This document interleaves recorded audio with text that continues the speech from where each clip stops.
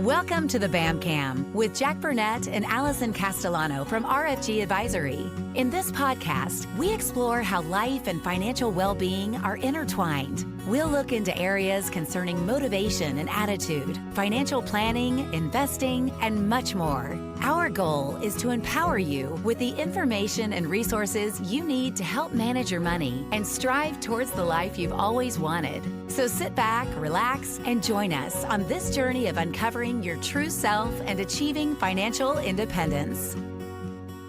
Hello and welcome to the BamCam podcast with your hosts, Jack Burnette and Alison Castellano.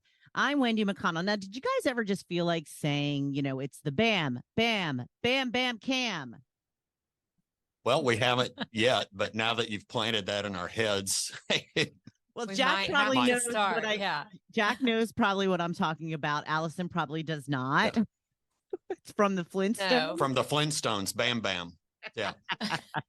I do, to me, a little side note, I don't think cartoons today are as good as they were. Oh, the Flintstones 60 years ago when I was a kid. Yes, they were the best. They were a primetime television show when they started. Oh, yeah. Oh, yeah. So it's anyway. So you don't like the Paw Patrol? I don't even know what the Paw Patrol is. But I imagine as our granddaughter Laura gets a little older, I do know Miss Rachel. So Miss Rachel is worth knowing. YouTube. So okay, I am learning. So we got off course a little bit because we did right out of the gate. That was my fault. I apologize. So we're going to be talking a little bit about who we want to reach today. Isn't that right, Jack?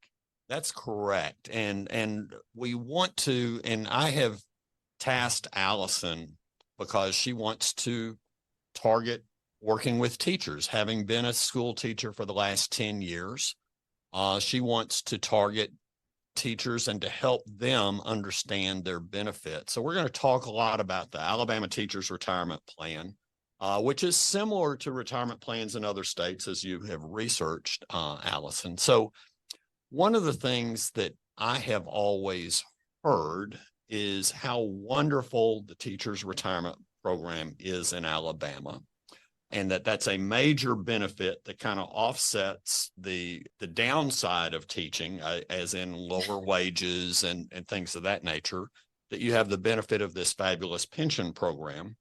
And so I asked you to do a lot of digging and research into really understanding the ins and outs of this, correct? Correct. So tell us a little bit about the plan and how it's structured and what you've learned. Yeah, so you're right. So everyone told me when I started that I was set. I think that was the word everyone used. You're set for life.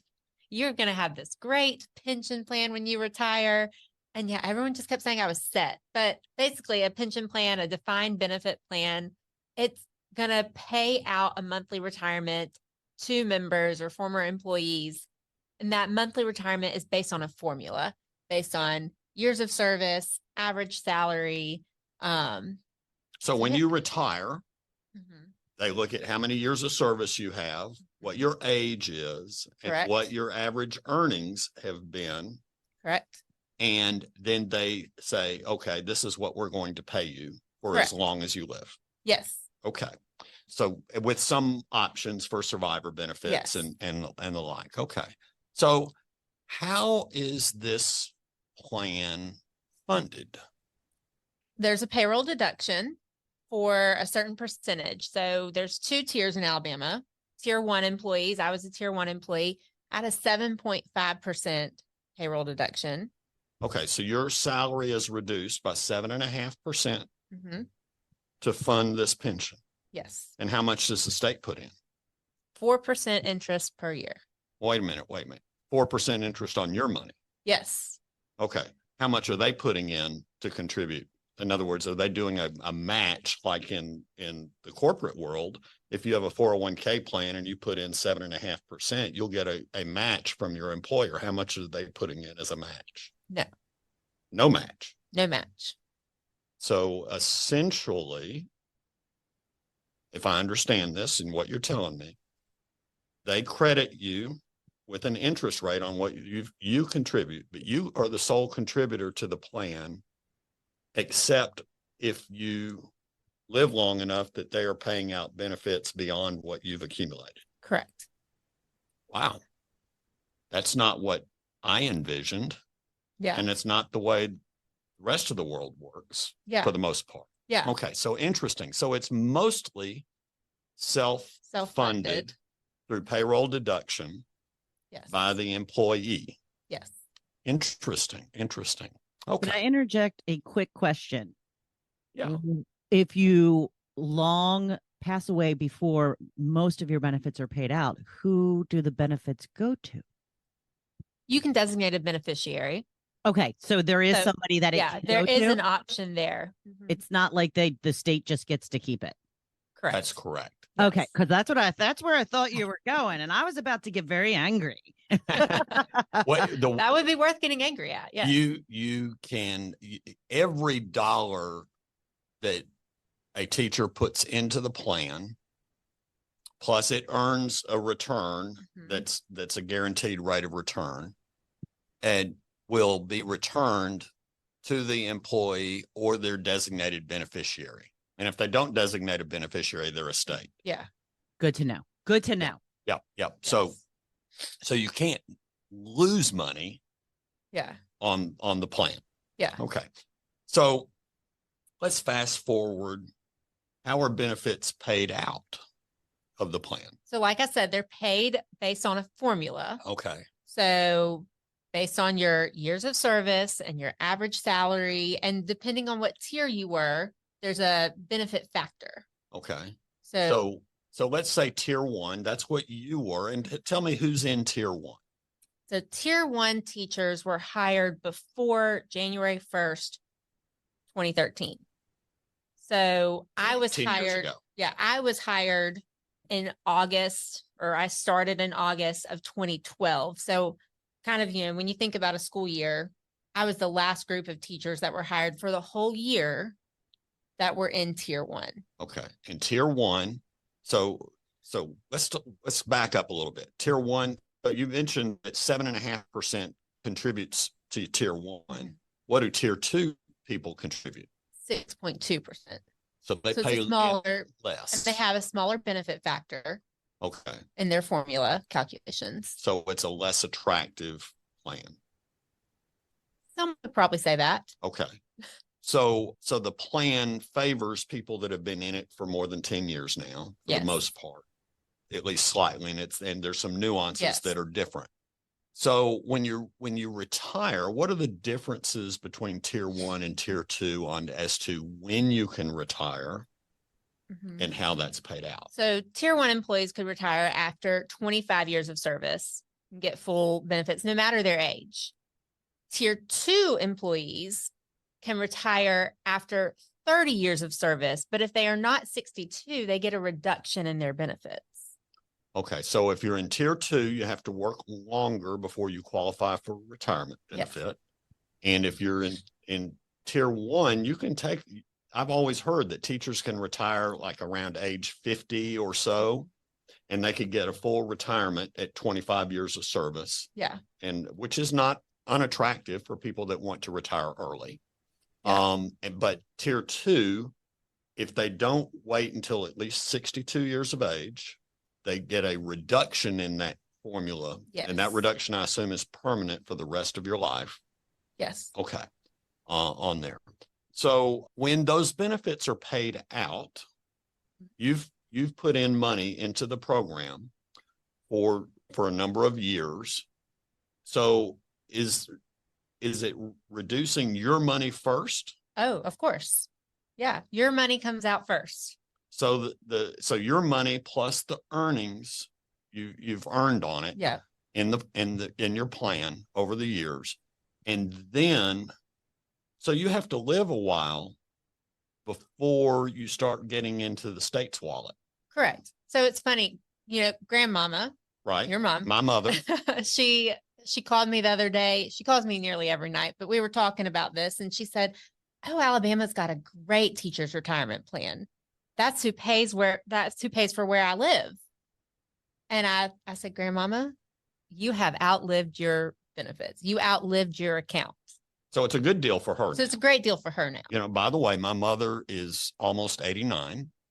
So she's been retired she retired after age 60. So she's probably 26, 28 years, somewhere like that, into her retirement. Yep. And her retirement is very helpful to her. Yeah. So it's great. She's set. Right. Okay. It worked for her. Yes. So, and very nicely. Plus, she had an escalation of salary through her career because she ascended from a classroom teacher To an administrator. A guidance counselor, and then to a administrator as an assistant principal, and went from a 9-month employee position to a 12-month employee position. So her income went higher. And so her retirement is based on a formula that is higher than many of the years where she was just a classroom teacher. Yeah. Not to mention, she also was a career-long educator, and the pension plan really benefits career long-term educators the most. That live a long time. Yeah. That's where it really becomes a home run, that everyone perceives it to be a home run. So if you don't have all those factors, it's something less than a home run. Yes. Might be a single or double. So, yeah. Okay. We talked about assets growing within the plan. How do they grow within the plan? They grow based on your contributions. Okay. Each year. And then the 4% interest. Your 7.5% or your 6.2% goes into an account, has your name on it. Yes. Okay. And they credit you with interest. Yes. So the teacher's retirement program is taking these assets and they're investing them in an investment portfolio. Correct. But they're not giving you that return. No. They're just crediting you with 4%. Yes. Annually. Okay. And so that's how it grows. And it grows compounded. So annually, year over year. So your interest from last year earns another 4% for this year, which is a positive thing. But 4% over the course of a lifetime of investing is not good. Not that good. Yeah. So it is fairly modest on how that grows. Okay. So we talked about teachers that they can retire. If they're tier 1, they can retire after 25 years of service. If they're tier 2, they can retire after 30 years of service.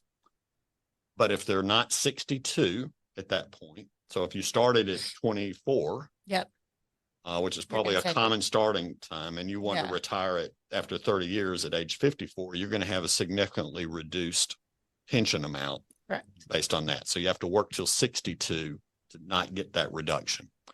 And also 62 is the earliest you can start drawing any Social Security. Yeah. So that's just a side note. And that's a reduced amount at 62. Full retirement age for you and other people of your similar age is 67 at this point. So that's when you can start drawing the pension. And at that point in time, you draw a monthly pension amount? Correct. Monthly pension. And you could take a small reduction if you want to share it with a survivor, like a 50% survivor benefit. Or 100% survivor benefit. 100% survivor benefit will reduce that amount, but then it lives to the second of you to die. Correct. On that. Okay.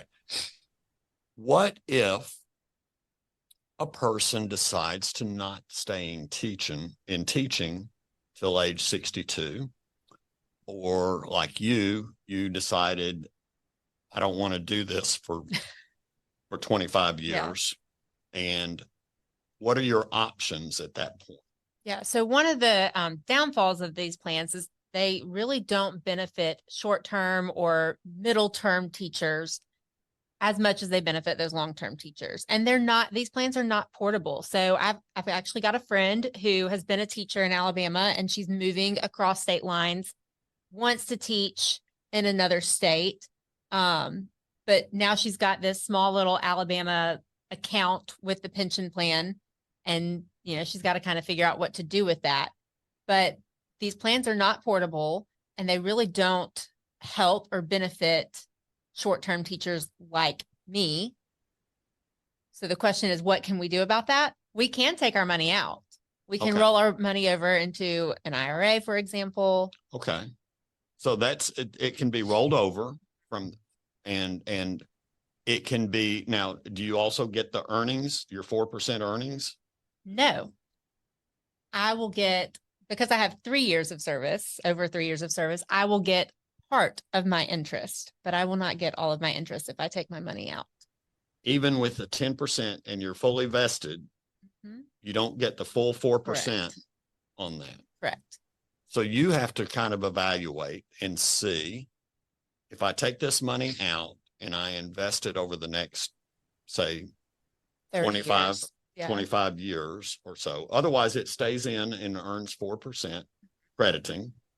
And then you would get a reduced pension amount at age 65, correct? Or Age 60. Oh, at age Age 60, 60. you would be able to take your as a monthly pension at age 60, but it would be based on your 10 years of service, the formula.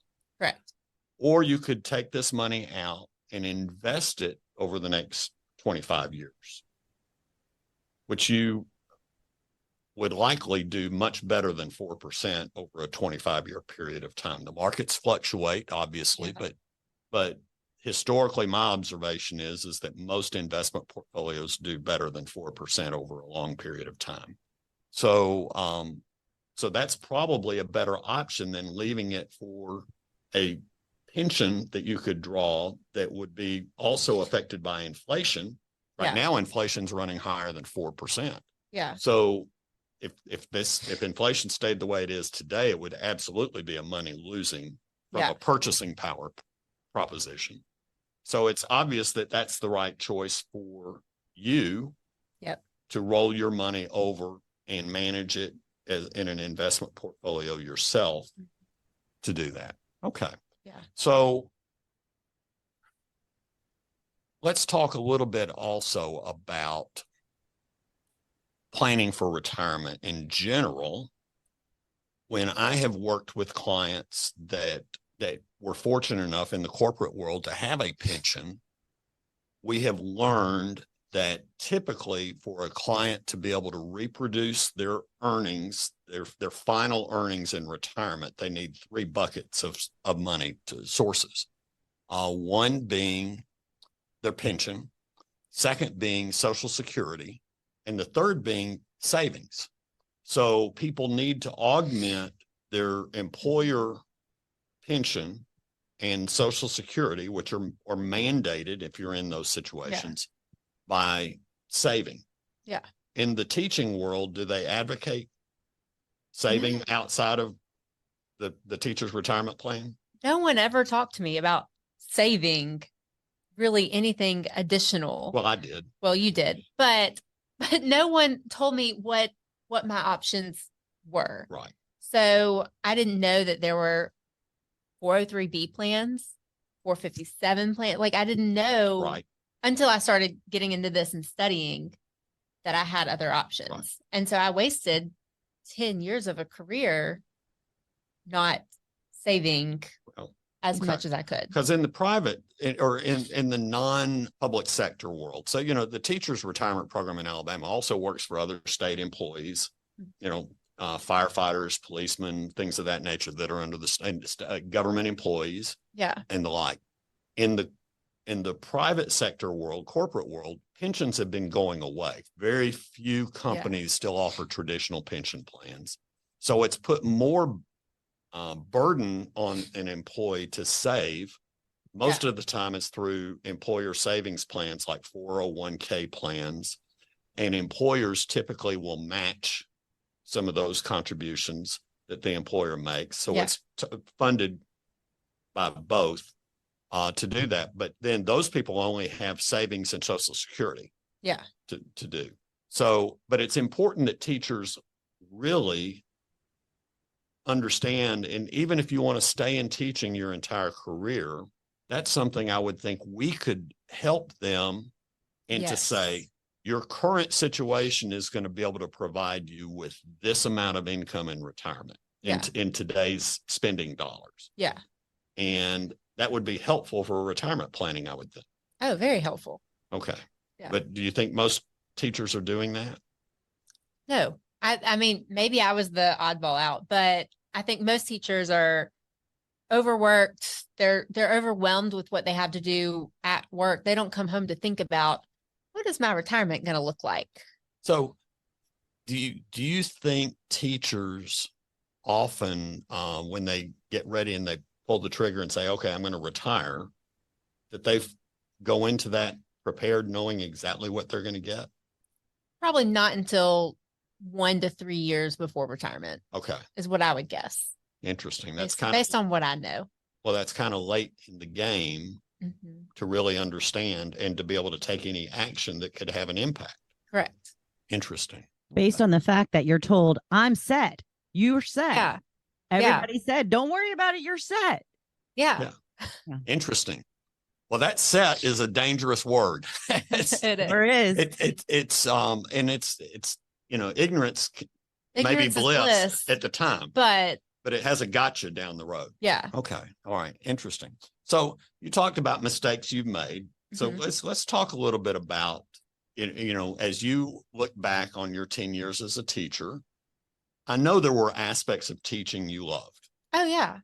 Yeah. There are some memories that are going to be so fun that I'll cherish forever, but that career was not for everyone. It is hard. I know how hard you worked. Yeah. And you were very idealistic. You were a perfectionist. Yes. And that was at times frustrating for you. Yes. You would work on lesson plans until you felt like they were perfect. Perfect. And that's that you put in a lot of hours in that. So, but you really did not pay attention to what's in it for you. Correct. Yeah. I didn't understand how the pension worked. Everyone said you're set, and I went with it, and ignorance is bliss, but I have goals and dreams for what my retirement's going to look like. And I don't know that I would have built the retirement life that I want with my pension. And I started savings too late. I wish I'd known some of my options for savings.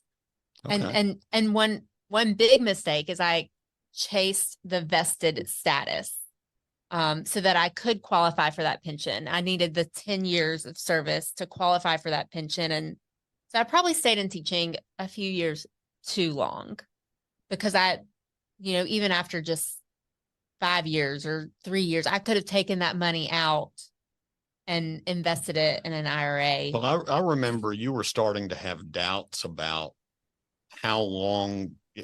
You probably made the decision 3 years ago that you could not do this for 25 years. Yeah. But you chased that 10-year mark, which now, based on the research you've done, was not that magical of a mark. No. Because you are going to roll the money out. Yeah. And manage it yourself and generate a better return and likely a better retirement income off of that money. Correct. 25 years from now. Okay. All right. So do you wish that perhaps you had sat down and we had done a retirement planning analysis to understand exactly how that worked out? Yes. Okay. Yeah. Which is kind of brings us back to what we do. Yeah. And what you want to deliver for teachers is the opportunity for them to hire us to do financial planning. And even if it's just solely looking at the retirement income option, it doesn't have to be all aspects of financial planning, because we have different tiers of that in our financial wellness program. Right. So anyway, that would be a really good thing for teachers to do, just to educate themselves and enlighten themselves and their families. So oftentimes many of them are married and have a spouse, and it becomes more complicated when you have a household. Mm-hmm. So anyway, I think that's good. So maybe teachers, if you're listening to this, we'd love for you to contact us. Yeah. So Alison, how do they reach out? And by the way, you're going to be in a few schools. I think you're going to be I'm hoping to come visit a few schools in teachers' lounges in a couple of your former schools this fall. And then other schools, if you're interested in Alison coming and just maybe bringing some donuts to the Yeah, teacher's I'll bring lounge. some snacks because I know how important snacks in the teacher's lounge are. So when you're going out to make copies during your break period, you might be able to meet Allison and talk to her about that and how this works. So how do they contact you? My cell phone number, 205-504-9868. And I'm not a teacher, nor have I ever been. I know enough about it to be dangerous, but you can contact me at 205-613-4994. And our office number is 205-510-9072.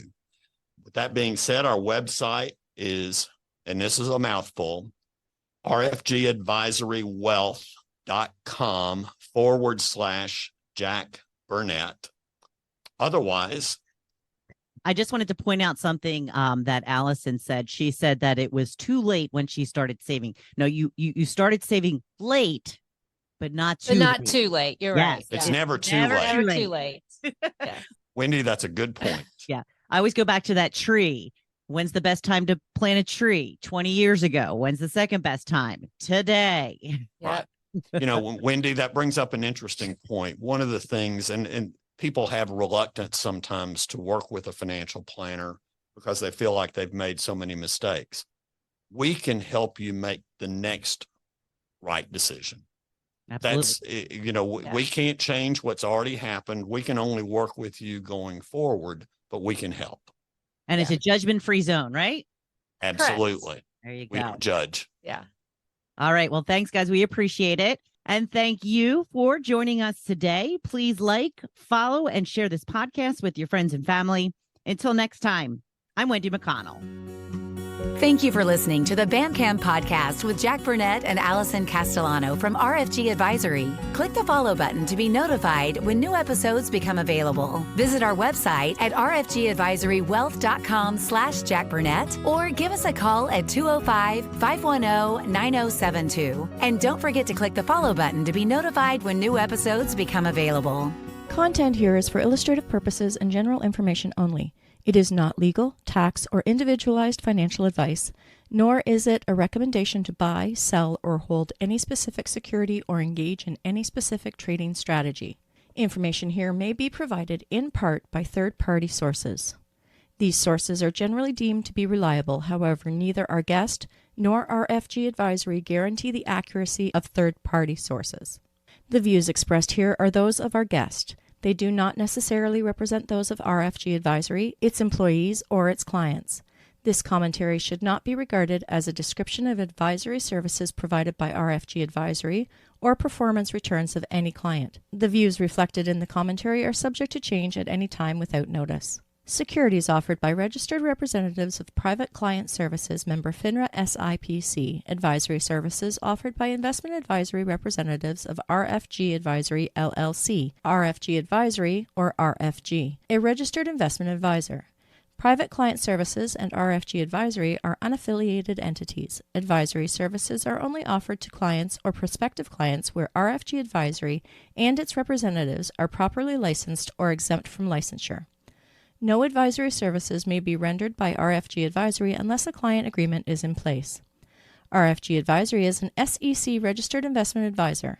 SEC registration does not constitute an endorsement of RFG by the Commission, nor does it indicate that RFG or any associated investment advisory representative has attained a particular level of skill or ability.